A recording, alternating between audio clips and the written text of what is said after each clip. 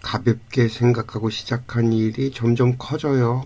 유대인 이야기를 좀 해봐야 되겠다고 생각하고 시작했던 일이 만만치 않아지네요. 오늘은 벌써 유대인 이야기 5번째입니다. 바빌론에서 돌아온 유대인들은 그 페르시아의 고레스 왕의 보호 아래 귀환해서 약 한 180년간 페르시아의 시스템 안에서 에스라나 느헤미야 같은 사람들에 의해서 재정비를 하기 시작합니다. 사실 여기에 대한 역사적인 기록들은 거의 없어요. 오직 성경에 적혀있는 이야기들에 의거할 수밖에 없죠. 그러나 이 성경을 신앙이 아닌 유대민족의 역사서로 보게 되면 유대민족들의 그 상태들을 알 수 있죠. 그들이 바빌론에 돌아왔을 때에는 이미 그곳에 정착하며 살고 있던 사람들이 있었겠죠. 애초에 그 바빌론에 끌려갔던 무리들은 제사장과 귀족들이었으니까요. 그들이 돌아와서 자신의 땅을 되찾겠다고 했을 때는 당연히 반발이 있을 수밖에 없었습니다. 벌써 70년이라는 세월이 흘렀으니까요. 그 갈등에 등장한 것이 이 성경이라고 하는 족보였다는 거죠. 여기에서 우리들이 알 수 있는 건 바로 문자가 있고 없고의 차이입니다. 글을 모르는 사람과 글을 아는 사람. 이 차이는 정말 천지 차이예요. 우리가 소위 까막눈이라고 그러죠. 난 놓고 기억자도 모른다고. 우리나라로 치자면 1950년대까지는 글을 모르는 사람들이 70%에 가까웠어요. 그 당시에 글을 모르는 사람들이 어떤 대접을 받고 살았는지 요즘 사람들은 잘 모를 겁니다. 이해도 하기 힘들 거고요. 가나안 땅에 살고 있던 사람들에게 그런 일이 벌어진 거예요. 더군다나 이때 페르시아 왕의 특사로 임명된 에스라가 등장을 한 거죠. 제사장들도 귀족들도 또 가나안 땅에 살고 있었던 사람들도 페르시아 왕의 특사에게는 꼼짝 못하게 되는 건 너무 당연한 일이었을 겁니다. 에스라는 자신의 주장을 공고히 하기 위해서 성경을 좀 더 꼼꼼하게 집필합니다. 이 성경에 유대민족의 족보가 가장 먼저 등장하는 것도 이상한 일이 아닌 거죠. 기존의 가나안 땅에 살고 있던 사람들의 그 판을 흔들어 놓기 위해서는 이 민족과의 혼혈을 죄악으로 몰아가는 거죠. 유대인들의 율법 중심의 이 폐쇄적인 전통이 이런 식으로 만들어졌을 거라는 거죠. 그러나 만약에 이것들을 자신들의 주장으로 밀어붙이면 반발에 의해서 뜻을 이룰 수가 없었을 거예요. 그러나 내가 시키는 게 아니라 성경에 이렇게 적혀 있어라고 말함으로써 그 저항을 원천적으로 차단한 셈이고요. 이 구약 성경의 모체가 되는 타나크라는 것이 있는데 토라인 율법과 예언서 그리고 성문서로 구성이 되어 있고요. 이 토라 예언서 성문서의 앞글자를 따서 타나크라고 부릅니다. 이 가장 핵심이 되는 토라의 최종 편집자가 바로 에스라라는 것은 정설이에요. 그리고 에스라가 타국인과 결혼을 금지하고 정결예법을 강조한 것도 결국엔 관리가 용이하게 만들기 위한 고도의 통치술이었다고 봐야 할 겁니다. 무엇보다 에스라의 공이 가장 큰 부분은 당대에 보기 드문 완성형의 히브리 문자를 만들었다는 것일 거예요. 어찌됐거나 유대민족은 자신들만의 글을 가진 민족이 된 거거든요. 어쩌면 유대민족이 나라 없이 살면서도 흩어지지 않고 지켜내온 그 힘은 사실 성경이 아닌 이 문자에 있었는지도 모릅니다. 사실 유대민족의 민족성을 보면 참 찌질해요. 정말 특별한 하나님의 자손이라고 말을 하기 부끄러울 수준입니다. 일단 유대민족들은요, 국가를 가질 만한 역량이 되질 않았습니다. 지도자 계급인 제사장과 귀족들은 자기 자신들의 민족을 돌볼 만한 그릇이 되질 않았어요. 성경 속에 있는 느헤미야의 기록을 보면요, 오히려 자기 동족들을 등쳐먹고 또 페르시아나 훗날 알렉산더 대왕의 마케도니아나 또 로마 제국의 지방관리들과 붙어먹어서 자신들의 이해득실만을 따지는 부류들로 나와요. 정말 탐욕과 집착이 저리 가라고 할 수준이었던 거죠. 또 잔인하기는 또 어떻게 그렇게 잔인했던지 우리가 이 성경을, 특히 이 구약 성경을 유대민족의 역사서라고 바라보면 참 많은 것들이 보입니다. 또 그렇게 바라봐야만 제대로 된 관점이 될 거고요. 어쨌거나 페르시아 시기를 넘기면서 유대민족에게 또 하나의 역사적인 사건이 벌어집니다. 기원전 334년 알렉산더가 동방의 원정이 시작이 된 거예요. 그리고 기원전 332년경에는 예루살렘을 포함한 팔레스타인 지역을 모두 정복합니다. 그 사이에 가나안 땅은 정말 아사르판이었습니다.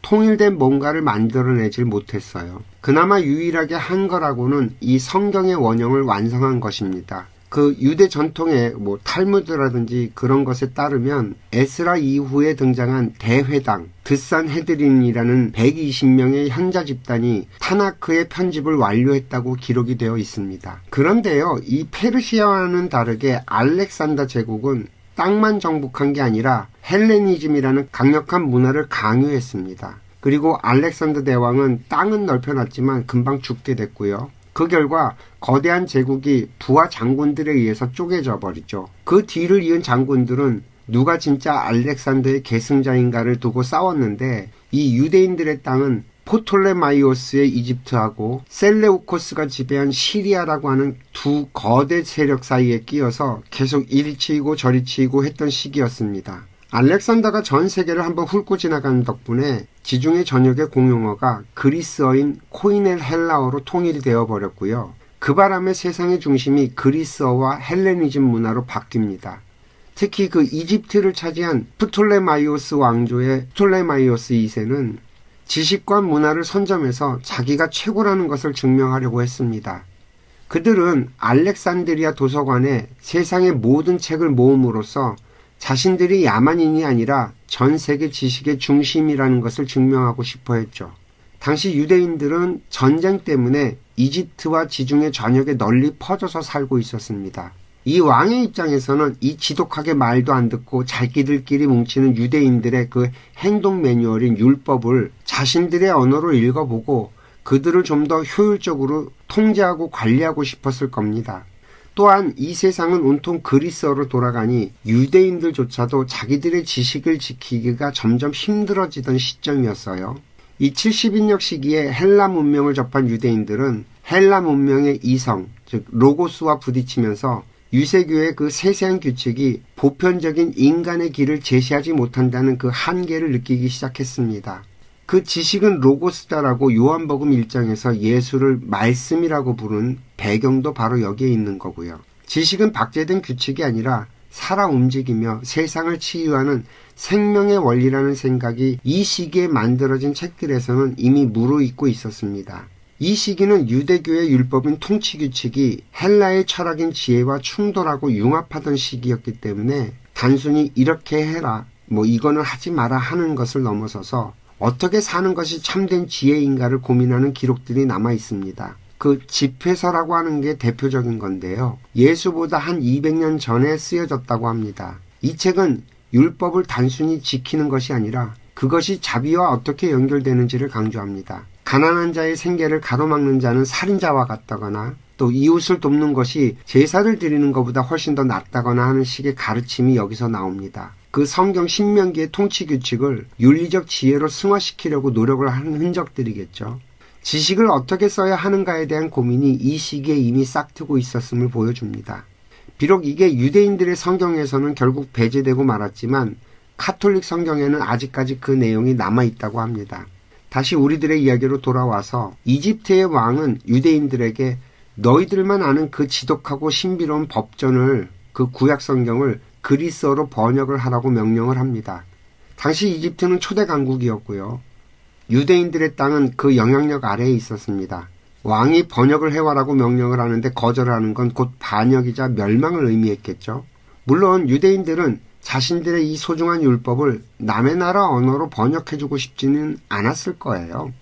그러나 기록에 따르면 프톨레마이오스 왕은 이 프로젝트를 시작하면서 이집트의 포로로 잡혀있던 유대인 10만 명을 풀어주는 파격적인 조건을 내걸었습니다. 민족의 지도자 입장에서는 율법의 비밀을 지키는 것보다 그 10만 명의 동포를 살리는 게 더 급선무였을 수도 있겠죠. 그리고 무엇보다 이미 이집트와 그리스 전 지역에 퍼져서 살던 유대인들은 이미 히브리어를 잊어버렸고요. 그리스어를 쓰고 있었습니다. 지도자들 입장에서는 이대로 가다간 우리 애들이 율법을 아예 못 읽겠다는 위기감도 들었을 거예요. 그래서 결국 울며 겨자 먹기로 그리스어 번역을 수용하게 된 겁니다. 기록에 따르면 각 지파에서 6명씩 총 72명의 학자가 소집이 되었습니다. 그리고 이들을 각각 72개의 독방에 가두고 번역을 시켰는데 72일 만에 이들의 번역본이 단 한 글자도 틀리지 않고 일치하게 번역되어 나왔다는 전설이 내려옵니다. 이처럼 신의 뜻이라는 강력한 구라서사를 입혀서 번역본의 권위를 세우려고 했던 전형적인 수법이죠. 각 지파에서 6명씩 뽑아서 72명을 보냈던 건 이건 우리 민족 전체가 합의한 번역본이다라는 정당성을 확보하기 위함이었을 거고요. 아니 독방에서 번역을 했는데 다 똑같이 나왔다는 그 전설을 퍼뜨린 건 비록 이게 이방인의 왕의 명령으로 번역은 했지만 그 내용은 신이 보증한 진짜다라고 우겨야지만 자신들의 체면이 쓰고 또 지식의 권위를 유지할 수 있었기 때문이었을 겁니다. 이렇게 해서 그리스어로 번역이 된 70인역이 이 세상에 만들어져 나오게 됩니다. 물론 이 번역 사건은 유대인들에게는 재앙이나 다름이 없었을 거예요. 히브리어를 모르면 절대 알 수 없었던 그들만의 지식이 당시 세계 공용어인 그리스어로 풀려버렸으니까요. 이제는 뭐 개나 소나 유대교의 경전을 읽고 토론할 수 있게 된 거니까 참 참담했을 겁니다. 유대의 기록을 보면 70인역이 완성되는 날을 금송아지를 만들었던 날만큼이나 비극적인 날로 기록을 하면서 금식까지 했다고 합니다. 그런데 재미난 거는요. 결국 이 시기에 벌어진 강제 번역이 없었다면 훗날 예수가 나타났을 때 그의 메시지가 유대의 땅을 넘어서 전 세계로 퍼져나가는 것은 불가능했을지도 몰라요. 이렇게 강제로 풀려난 그리스어 성경이 나중에 예수가 나타났을 때 유대 엘리트의 성벽을 허무는 또 가장 강력한 역습의 도구가 되기도 합니다. 아이러니하게도 이 번역본은 훗날 예수와 그의 제자들에게 최고의 무기가 됐으니까요. 예수가 인용했던 그 구약의 상당수라든지 또 사도 바울이 전 세계를 다니면서 전했던 그 성경은 히브리어 판본이 아니라 바로 이 그리스어 70인역이었습니다. 에스라가 쌓아올린 혈통과 언어의 성벽을 이 그리스어 번역본이 허물어버렸던 셈이죠. 어쨌든 간에 유대교는 이방인들에게도 전파될 수 있는 보편적 지식으로 강제 업데이트가 됩니다. 이 70인역 시기에 정점에 쓰여졌던 그 70인역에도 포함이 된 지혜의 서라는 게 있는데요. 여기에는 그 헬라 철학의 용어를 빌려서 유대 신앙을 설명합니다. 이 책에서는 그 통치자들을 향해서 알량한 지식을 가지고 패악질을 부리지 말라고 경고를 하죠. 지혜는 정의롭고 자비로운 것이며 의로운 자가 고난받는 이유를 설명합니다. 즉 지식은 남을 누르는 힘이 아니라 의로운 것을 지탱하는 빛이 되어야 한다고 주장을 하죠. 여기에서 또 우리가 하나 알고 넘어가야 할 것이 있는데요. 이 70인역이 번역된 시기는 역사학자 칼리아스퍼스가 주장한 추계 시대가 낳은 정신적 자산들이 문자로 정착되고 보편화되던 그 정점의 시기라는 겁니다. 인류는 처음으로 신은 누구이며 나는 어떻게 살아야 하는가에 대한 대답을 각자의 문자로 체계화하며 기록으로 남기기 시작한 이 거대한 전환점 속에 70인역이 있었던 겁니다.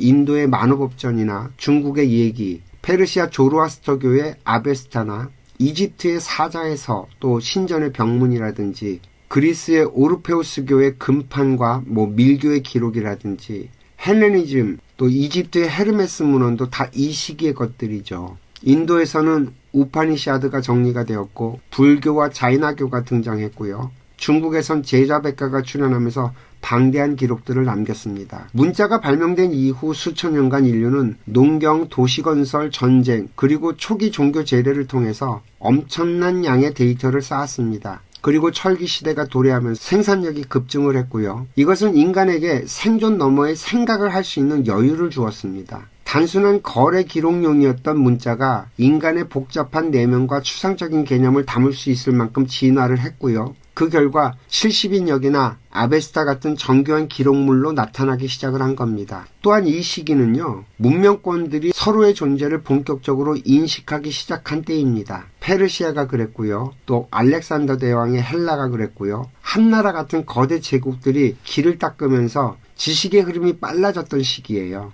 이 70인역 자체가 유대인들의 신앙이 헬라의 언어라는 새로운 그릇을 만나 폭발을 한 사례입니다. 지식이 서로 섞이면서 더 고차원적인 철학과 신앙으로 진화하기 시작한 거죠.